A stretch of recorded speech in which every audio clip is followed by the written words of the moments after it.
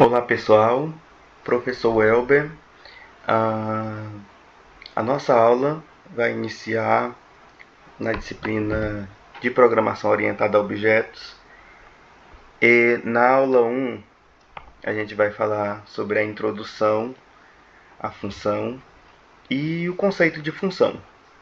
Tá? Essa primeira aula será ministrada por mim e pelo professor Gleidson Mota, que vai explicar para vocês um pouco sobre os exemplos, tá? E a estrutura básica das funções em Python. Para começar, né, vamos definir o conceito de função. Né? A função, né, ela é um bloco de código que executa alguma operação, né, uma unidade de código que realiza funções específicas. Né?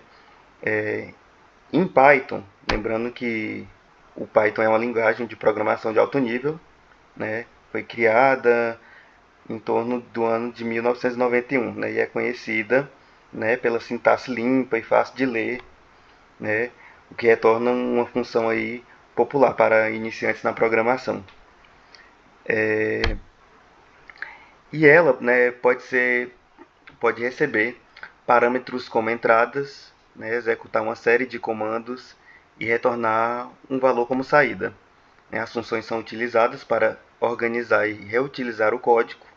Elas ajudam a diminuir a repetição de código e a dividir a lógica do programa, né, em partes menores, o que facilita sua compreensão e manutenção.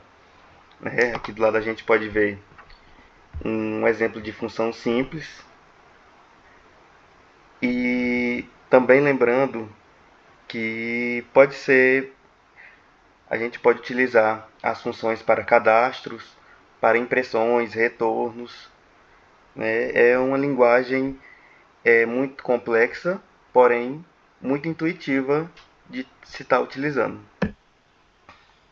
Uma das curiosidades, né, sobre a linguagem Python, né, a respeito da sua interação com as soluções digitais da Google, é que a gente possui o Colab, né, que é uma plataforma de desenvolvimento e execução de códigos em nuvem. Né? Ele é amplamente utilizado para desenvolvimento e execução de código em Python. Né? E é muito mais intuitivo do que né, o programa Python em si. Né? Ele é mais fácil de utilizar para quem está aí iniciando. E o Colab ele oferece um ambiente de programação interativo, né, que permite escrever, executar e compartilhar códigos em Python. Ele é especialmente útil para tarefas de análise de dados, aprendizado de máquina, visualização de dados e experimentação geral. Em resumo, o Colab ele é uma plataforma colaborativa, né? E pode ajudar bastante para quem está iniciando agora, né? E é uma nuvem que proporciona aí um ambiente de programação muito flexível, né? Principalmente para os estudantes do curso de computação, né? Em licenciatura. E a integração dele com biblioteca popular, sendo mais útil para trabalhar com Python em tarefas de análise de dados, né, e aprendizagem de máquina. Bom, definida a função, né, em Python, uma função é definida usando a palavra-chave def, né, e seguida pelo nome da função. Como eu falei antes, a gente pode utilizar, por exemplo, para cadastro de pessoas, né, cadastro de clientes, entre parênteses, e os parâmetros que ele recebe. Por exemplo, aqui temos um exemplo da função Python, né, que se inicia sempre com def, né, e aqui a gente pode utilizar esse espaço, que é o nome da função, para cadastro de clientes. Né. Logo mais a gente pode utilizar o argumento 1 e o argumento 2. Né. A indentação na linha 1 e na linha 2, né, e no final o retorno de algo. Se a gente, por exemplo, pedir para a função que seja para imprimir, né, ele vai dar o retorno de impressão utilizando a linguagem de programação correta. A gente vai ter o retorno da impressão de algo que a gente pediu para fazer antes. Né? Isso a gente colocando o argumento entre parênteses. Na aula 2, que vai ficar com o professor Gleison, vocês vão poder ver mais, né, sobre os exemplos de funções. Essa introdução foi basicamente para a gente aprender sobre o que é uma função, né?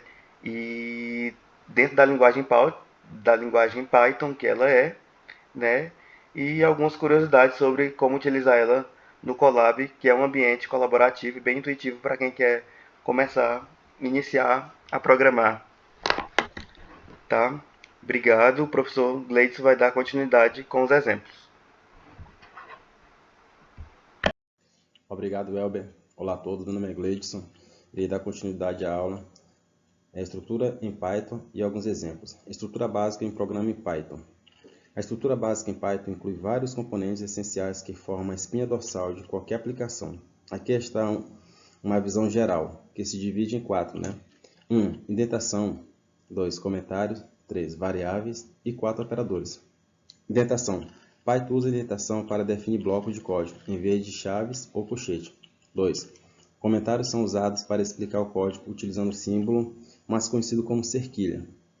3. Variáveis. As variáveis armazenam dados com nomes que identificam seu conteúdo.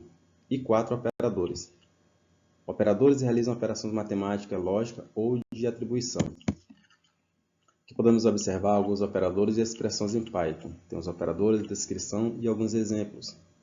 Descrição: adição, subtração, multiplicação, divisão, divisão inteira, módulo, resto da divisão e exponenciação. E logo em seguida temos alguns exemplos. Estrutura de controle de fluxo em Python. As estruturas de controle de fluxo em Python permitem que você controle a execução do seu código com base em condições ou repetição. Aqui estão algumas das principais estruturas de controle de fluxo em Python, que se divide em 5. As estruturas instrução if, executa um bloco de código apenas se o código for verdadeiro. 2. Instrução else, executa um bloco de código se a condição do if for falsa. 3. Instrução elif, verifica a condição adicional se o if for falso. 4. Laço for, altera sobre uma sequência de elementos, executando um bloco de código para cada elemento. E 5. Laço else, executa um bloco de código repetidamente, enquanto o código for verdadeiro. Funções em Python. Bom, em função em Python, funções são um bloco de código reutilizável que realizam uma tarefa específica. Elas ajudam a tornar o código mais modular, legível e fácil de manter. Aqui podemos observar que se divide também em 4. Definição de funções, parâmetros, retorno de valores, chamada de funções. Definição de funções. Usando a palavra-chave def e um nome, seguido de parênteses e 2 pontos. Parâmetros. Valores que a função recebe como entrada, definido dentro dos parênteses. Retorno de valores. Usando a palavra-chave return para devolver o resultado da função. E chamada de funções. Chamada a função pelo nome, passando os argumentos necessários. E em seguida temos aqui alguns exemplos práticos em Python. Criando um programa simples, calculando a área de um círculo, criando uma lista de números e lendo dados do usuário. Criando um programa simples, escreva um programa que exibe Olá Mundo na tela. Calculando a área de um círculo, escreva a função que calcula a área de um círculo dado raio. Criando uma lista de números, crie uma lista de números e utilize um laço for para imprimir cada elemento. E lendo dados do usuário, escreva um programa que recebe o nome do usuário e exibe uma mensagem de boas-vindas. Pessoal, muito obrigado a todos.